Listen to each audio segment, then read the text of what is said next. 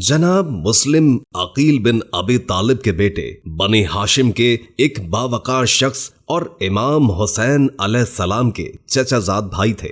امام حسین علیہ السلام یزید کا مطالبہ بیعت ٹھکرانے کے بعد مدینے کو خدا حافظ کہہ کر مکے پہنچے ہی تھے کہ اہل کوفہ کے خطوط کا سلسلہ شروع ہو گیا۔ ان کی جانب سے دعوت کے پیغامات لمحہ بلمحہ موصول ہونے لگے، یہاں تک کہ ہزاروں کی تعداد میں خط آپ کو ملے، اور آخری خط اس وقت وصول ہوا جب آپ رکن اور مقام کے درمیان 2 رکعت نماز بجا لا رہے تھے، تو آپ نے خداوند عالم سے خیر و نیکی کی دعا کی اور اس کے بعد جناب مسلم کو طلب کیا۔ اہل کوفہ کے خطوط کا جواب ایک خط کی صورت میں لکھا: آپ لوگوں کا یہ کہنا ہے کہ ہمارا کوئی امام نہیں، ہماری طرف تشریف لائیں، شاید خدا آپ کے واسطے ہماری ہدایت کرے اور ہم متحد ہو جائیں۔ سر دست میں اپنے بھائی اور چچا کے بیٹے مسلم بن عقیل، جو میرے نزدیک معتمد شخص ہیں، کو آپ کے پاس بھیج رہا ہوں، لہٰذا اگر انہوں نے مجھے یہ اطلاع دی کہ کوفے کے عقلا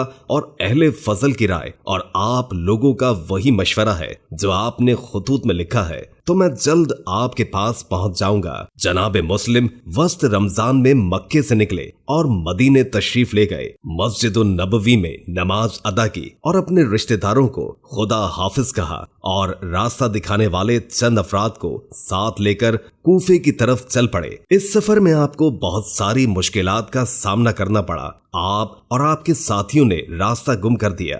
آپ کے 2 ساتھی پیاس کی وجہ سے راستے میں ہی دم توڑ گئے، لیکن آخرکار 5 شوال کو جناب مسلم کوفے پہنچ گئے۔ کوفے کے لوگ دھیرے دھیرے جناب مسلم کے قریب جمع ہونے لگے۔ جب آپ امام علیہ السلام کا خط ان کو پڑھ کر سناتے تو وہ شوق محبت میں گریا کرتے تھے، یہاں تک کہ 18,000 اہل کوفہ نے جناب مسلم کے ہاتھ میں بیعت کر لی۔ آخرکار جناب مسلم نے حالات کا جائزہ لینے کے بعد امام علیہ السلام کو خط لکھا اور انہیں کوفے آنے کی دعوت دی۔ اتنی تعداد میں بیعت کیے جانے کی خبر جب یزید بن معاویہ تک پہنچی تو اس نے عبید اللہ بن زیاد، جو بصرہ کا حاکم تھا، کو حکم دیا کہ وہ کوفے کی حکومت بھی سنبھالے۔ عبید اللہ بن زیاد ایک خاص مکر و فریب کے ساتھ کوفے میں داخل ہوا اور حکومت کو اپنے ہاتھ میں لے کر لوگوں کو ڈرانا دھمکانا شروع کر دیا۔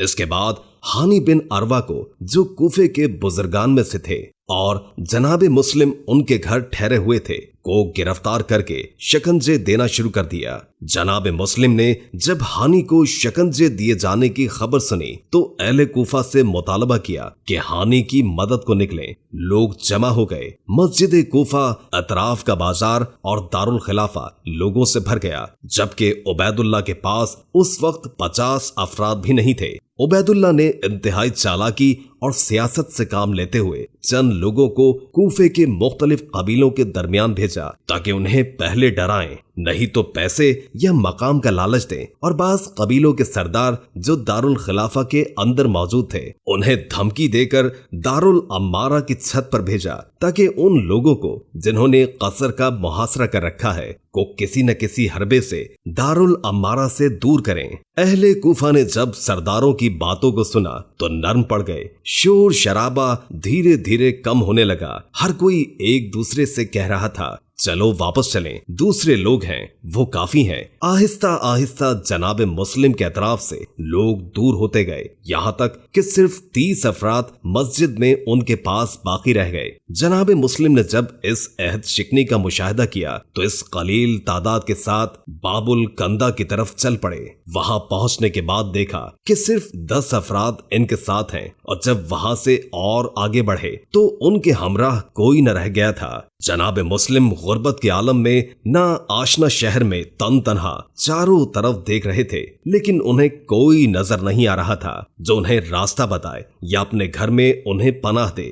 سفیر حسین علیہ السلام پریشان حال میں کوفے کی گلیوں میں چل رہے ہیں، جبکہ انہیں معلوم نہیں کہ کہاں جانا ہے، یہاں تک کہ ایک ایسے گھر کے سامنے پہنچے जिस के दरवाजे पर एक बूढ़ी औरत खड़ी हुई थी। उस औरत का नाम तुआ था और वो अपने बेटे के इंतजार में खड़ी थी, जो लोगों के हमरा घर से बाहर गया हुआ था। जनाब मुस्लिम ने उस बुढ़िया को सलाम किया और उससे पानी का मुतालबा किया। तुआ ने जब आपको पानी दिया तो कासा रखने घर के अंदर चली गई। फिर थोड़ी देर के बाद फिर अपने बेटे को देखने की गरज से दरवाजा खोला तो देखा कि वो शख्स मिस्कीनों की तरह उसके दरवाजे पर बैठा हुआ है। कहा, ऐ बंदा खुदा, जब पानी पी लिया है तो अब अपने घर चले जाओ। जनाब मुस्लिम खामोश हो गए। बुढ़िया ने 2-3 बार यही जुमला दोहराया तो जनाब मुस्लिम खड़े हो गए और कहा, मेरा इस शहर में ना कोई घर है ना ही घराना। मैं मुस्लिम बिन अकील हूँ। इस कौम ने मुझे धोखा दिया और मुझे अपने घर से बाहर कर दिया है। ज़ईफ औरत ने जनाब मुस्लिम को अपने घर में पनाह दी। उनके लिए अलग कमरे में फर्श लगाया, खाने का इंतजाम किया, लेकिन जनाब मुस्लिम खाना तनावुल किए बगैर ही सो गए और आलम ख्वाब में अपने चचा अमीरुल मोमिनीन हजरत अली अलैहिस्सलाम को देखा कि उनसे फरमा रहे हैं, जल्दी करो कि कल तुम्हें हमारे पास आना है। दूसरी जानिब इब्ने ज़ियाद ने जब देखा कि इसका हरबा सब लोगों पर कारामद साबित हुआ है और लोगों ने जनाब मुस्लिम का साथ छोड़ दिया है, तो वो अपने कसर से बाहर निकला और मस्जिद में आकर जनाब मुस्लिम को तलाश करने पर 1000 दीनार इनाम मुकर्रर किया।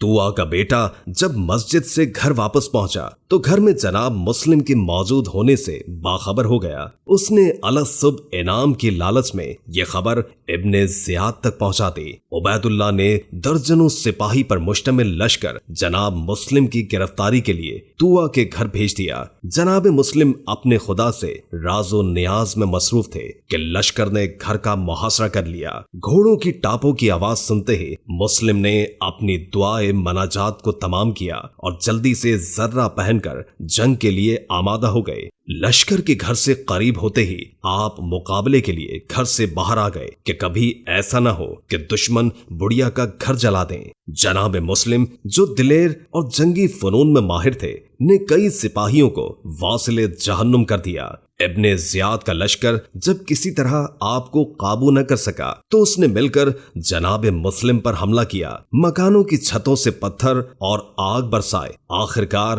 प्यास की शिद्दत और जख्मों की फरावानी और इस नेज़े की वजह से जो पीठ पीछे से आपकी पुश्त पर मारा गया, जमीन पर गिर गए और यजीदियों ने बढ़कर आपको गिरफ्तार कर लिया।